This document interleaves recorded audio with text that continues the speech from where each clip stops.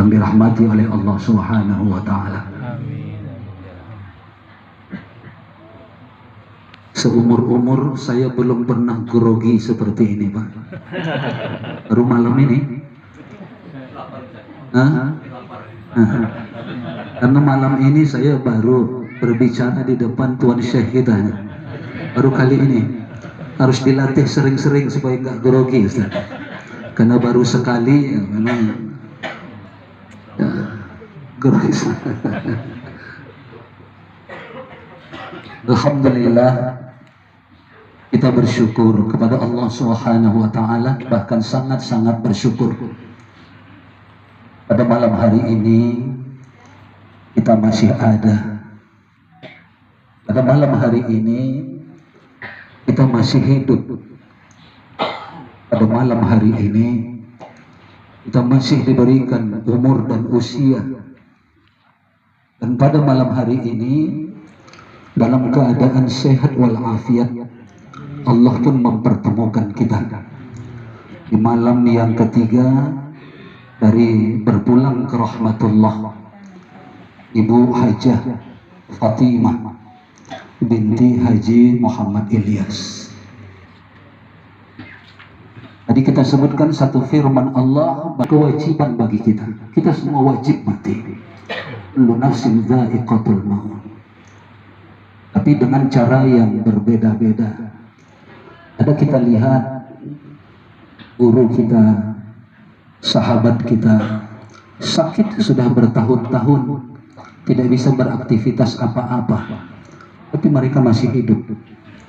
Tapi ada guru kita yang tidak sakit, masih bisa berkhutbah, masih bisa melihat pengurus masjid yang menghitung kotak amal. Tapi kemudian beliau pun berpulang ke rahmatullah. Ada yang sakit berkepanjangan yang saya tahu persis, 10 tahun kalau saya tidak salah, lebih kurang. Yang mulia Ustaz Haji Ahmad Rifai tidak bisa berkutik lagi, tapi tetap masih ada 10 tahun. Ada yang baru lebih kurang 4 bulan, 5 bulan, tidak bisa lagi beraktivitas apa-apa. Ustaz Nisfian Ahmad, mereka sakit, tapi bukan giliran mereka ternyata duluan. Tapi ada yang tidak sakit, sehat, beliau gemuk. Kita lihat almarhum guru kita Ustaz Usman Rolibi, sudah sakit. Itu artinya apa? Bapak dan Ibu hadirin dan hadirat yang dirahmati oleh Allah, bahwa kematian adalah sesuatu yang pasti, bukan kemungkinan. Saya ini pasti mati. Kalimatnya bukan mungkin saya mati, bukan. Karena kullu nafsi, setiap nafas, setiap jiwa ini pasti akan mengalami kematian itu. Dan kalau dia sudah datang, la yastakhiruna sa'ah, tidak bisa dimundurkan walau sedetik pun. Wala yastaqdimun. Alangkah lebih indahnya lagi kalau meninggalnya ketika sedang berkhutbah. Itulah dia wala yastaqdimun itu. Tidak bisa kita yang mengaturnya. Ternyata kita belakangan dapat kabar kalau sempat lagi sholat sunat ba'diyah Jumat, melihat pengurus menghitung tok amal ketika itu, barulah beliau terjatuh, kemudian dibawa ke rumah sakit. Nah, kalau maunya kita dimajukanlah sedikit ketika khutbah, supaya lebih manis, lebih indah begitu. Kematian yang begitu indah. Jadi tidak ada yang bisa mempercepatnya dan tidak ada yang bisa. Nah, maka karena ini sesuatu yang Bapak Haji Sagiman Mustaqiman, saya tahu persis karena perkembangan mingguannya saya selalu dapat cerita dari beliau. Hampir 2 tahun ya Pak Haji, setelah beliau operasi 2 tahun. Dan ketika itu bersamaan beliau operasi, almarhumah Pak Haji Sagiman pun dinyatakan positif. Ketika itu diisolasi, saya pun waktu itu kena. Cuma bedanya saya tidak ke rumah sakit kayak Pak Haji berani ke rumah sakit. Saya tidak berani. Kalau ke rumah sakit sudah pasti Pak, saya akan diisolasi juga. Jadi hampir 1 bulan. Ketika itu memang ya saya baru pulang dari MTQ nasional di Padang, Sumatera Barat. Pulang dari sana lah itu 4 hari kejadianlah itu sama saya. Nah, jadi sudah lebih 2 tahun. Maka bahasa saya Pak Haji pun sudahlah Pak Haji, Ibu pun sudah capek, saya bilang. Sebentar ke rumah sakit, sebentar ke rumah sakit, sebentar ke rumah sakit. Pak Haji juga dan keluarga, anak-anak saya bilang sudah juga begitu, yang mengurusinya, yang menjaga. Maka bisa jadi ada hikmah yang terbaik atas berpulangnya Ibu Hajah Fatimah, istri Bapak Haji Sagiman. Walaupun siapapun pasti sedih, siapapun pasti berduka, tapi kita juga harus berpikir, karena kita pun mungkin sudah ada yang mulai berdoa, ya Allah, yang terbaiklah untuk Hajah Fatimah ini, yang terbaik ya Allah. Yang terbaik dalam arti, kalaupun engkau takdirkan dia sembuh, sembuhkan dia betul-betul ya Allah. Kalaupun memang dia sudah tidak mampu lagi menjalani ini, jemputlah dia ya Allah. Saya bilang sama Haji Sagiman, relakan Pak Haji, saya bilang relakan. Itu kira-kira sepekan 2 pekan sebelum almarhumah berpulang ke rahmatullah. Tapi saya yakin Pak Haji Sagiman karena dekat dengan masjid, dekat dengan majelis taklim, lama bergaul dengan guru-guru, lama bergaul dengan para ulama, maka saya yakin dan percaya ilmu sabar itu bisa beliau terapkan, ilmu ikhlas itu bisa beliau praktekkan insya Allah. Dan saya melihat beliau begitu tegar, anak-anak dan keluarga juga begitu tegar, tabah dan sabar menerima musibah berpulangnya ke rahmatullah ibunda kita. Tinggal kita berpikir, giliran ibu sudah datang, giliran kita kapan? Karena tiket masuk masing-masing sudah kita pegang nih. Tinggal siapa besok, siapa lusa, siapa akan datang.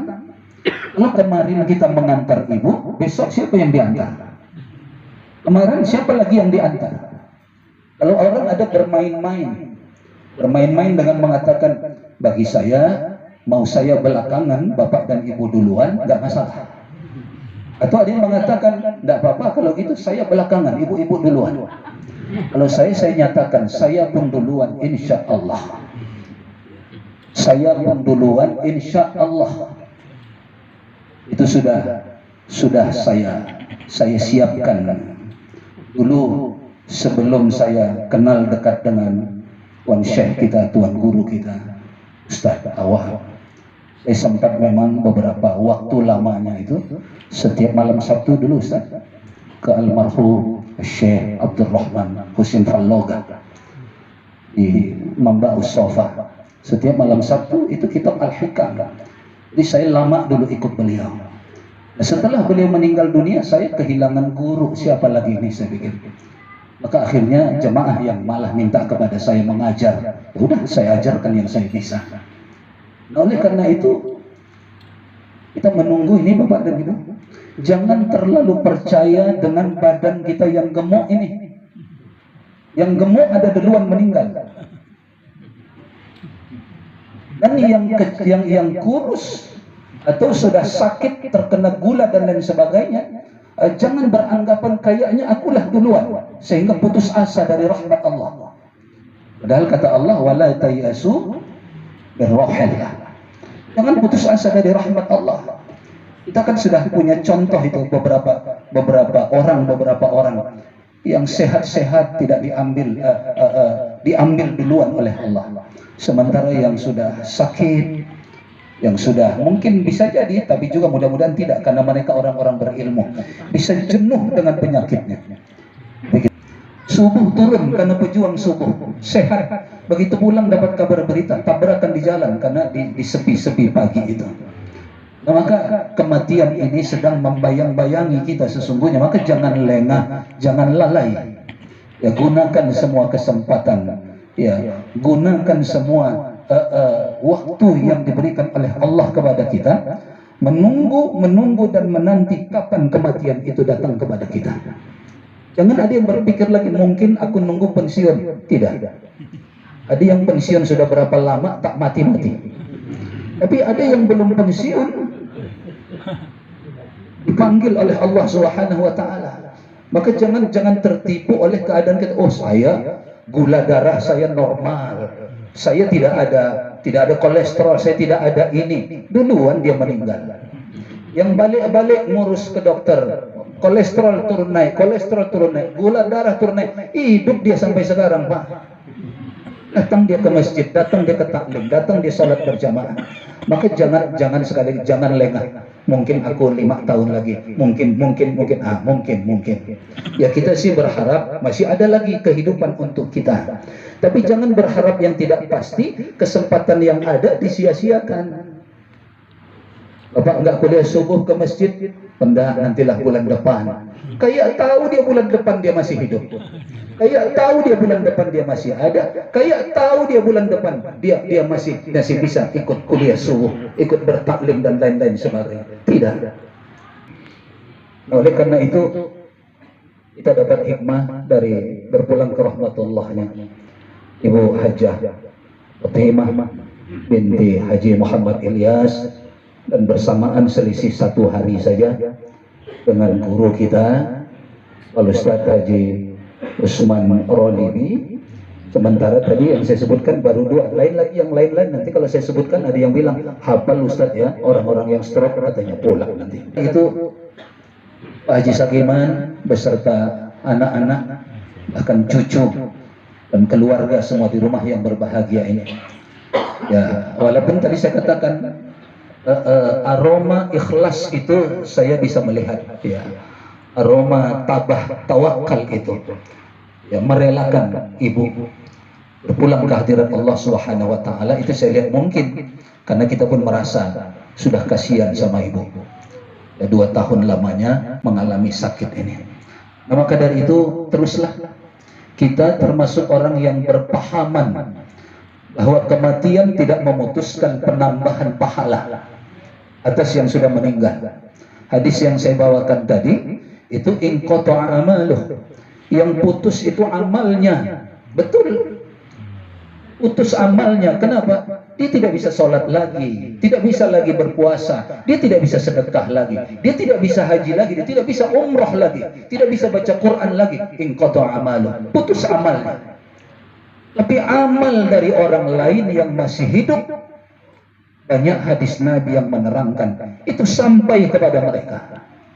Itu paham kita.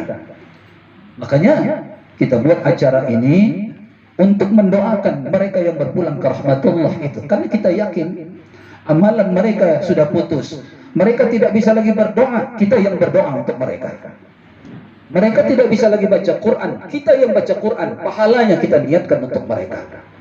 Mereka tidak bisa lagi bersedekah, tapi kita niatkan sedekah kita, pahalanya Allah sampaikan kepada mereka. Mereka tidak bisa lagi menunaikan haji, tapi kita yang membadalkan haji mereka, mereka mendapatkan pahala haji itu. Itu keyakinan kita. Maka Pak Haji Sagiman jangan berhenti melakukan hal-hal yang masih bisa. Ibu merasakan nikmatnya. Malam hari ini, apalagi ada Tuan Guru kita, Tuan Syekh. Tadi kita bacakan ayat Al-Quran. Selesai nanti kita dari sini, Pak. Ada yang datang ke kuburan ibu. Paket. Ada kurir datang. Kita dikirimi paket dari rumah. Paket. Kurirnya di sini pakai jaket hijau. Kalau di sana kurirnya tentu malaikat Allah Subhanahu wa taala yang akan datang menyampaikan paket yang kita hadiahkan kepada beliau malam hari ini. Kemarin malam tukang paket datang, kemarin malam tukang paket datang. Nanti seterusnya juga begitu. Tukang paket itu akan datang. Ibu pun akan terkejut. Paket apa lagi? Ini dari suami ibu. Malam ini malam ketiga. Ini paket dari keluarga ibu. Malam ini malam ketiga, mereka baca Quran, pahalanya mereka niatkan untuk ibu. Mereka berdoa untuk kebaikan ibu selama di alam kubur sampai hari berbangkit nanti. Mereka bersedekah, pahalanya mereka niatkan untuk ibu. Betapa bahagianya ibu Pak Haji pada malam hari ini. Maka jangan berhenti ngirim paket itu kepada mereka. Jangan berhenti. Paling tidak ada 9 sampai 10 itu amalan dari orang yang masih hidup, itu akan sampai kepada mereka dan bermanfaat kepada mereka. Karena kita tidak cuma memakai dalil yang kita sebutkan tadi, inqata amaluh, cuma 3 saja kata mereka. Bagi kita tidak, lebih dari itu. Amal mereka sekali lagi, yang amal yang bersangkutan, amal ibu yang terputus, tapi amal dari kita tidak terputus. Untuk anak-anak juga begitu, ya, anak cucu.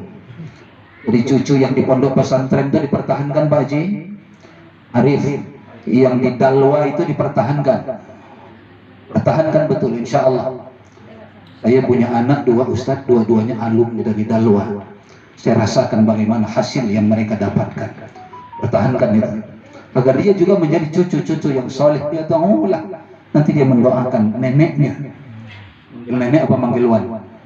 Nenek manggil, nanti mendoakan nenek. Dia akan melanjutkan. Ya, kalau kita ini kan terbatas Pak Haji terbatas. Kemudian anak juga nanti terbatas, kayak kita sekarang. Kalau kita berdoa, paling kita yang ingat itu ayah kita, mak kita, atau kita nenek kita masih ingat. Tapi nenek dan datuknya ayah kita tak pernah ketemu sama kita. Jadi tidak pernah wajahnya itu terbayang kepada kita, sehingga makrifatnya pun kadang susah mau mendoakan mereka. Maka kita gunakan saja doa secara umum untuk mereka. Tapi kalau ini kan masih ingat nanti, Arif masih terbayang dengan neneknya. Anak-anak cucu-cucu yang lain, menantu masih terbayang. Jadi masih nyambung insya Allah. 50 tahun ke depan, doa itu masih akan diterima oleh almarhumah ibu di alam kuburnya. Anak-anak jangan larut ya, bersedih tetap bersedih, berduka tetap berduka, tapi yakinlah ini yang terbaik untuk emak kita, ini yang terbaik untuk ibunda kita. Tinggal kalau sudah seperti ini keadaannya, bagaimana kita tetap bisa menolong beliau, membantu beliau. Tadi amalnya sudah putus, tapi kita bisa bantu beliau di alam kuburnya dengan cara itu tadi, paket demi paket, paket tahlilan, paket yasinan, paket doa selamat, paket doa arwah, paket ruahan, paket sedekah, bahkan kalau bisa sedekah jariah. Sedekah Pak Haji atas nama almarhum.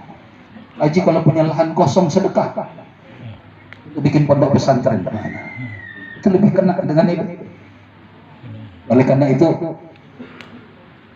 sekedar ini saya pikir untuk Pak Haji Sagiman, untuk anak-anak dan juga cucu-cucu, ikhlaskan istri Pak Haji, ikhlaskan emak kita, ikhlaskan nenek kita, karena kita sudah yakin tadi kematian itu sesuatu yang pasti, bukan yang mungkin. Semua kita pasti akan mengalaminya. Kita yang belum kena ini hanya tinggal menunggu giliran saja sebenarnya. Giliran siapa besok? Nah, kalau dari yang hadir nih besok memang ada kejadian, kabarkan sama saya ya. Ayahnya Ustaz ceritakan itu betul Ustaz. Ceritakan tolong sama saya. Itu menandakan bahwa maha benar Allah dengan segala firman-Nya. Pak Haji Sagiman pernah cerita sama saya, ketika saya ceramah di gang ini ada Pak Haji Manap juga. Dia cerita tentang kematian. Ternyata betul, satu hari besok ada yang mati kata Pak Haji. Dia meninggal. Saya bilang yang ikut taklim itu Pak Haji? Enggak ikut dia waktu itu Ustaz kata dia.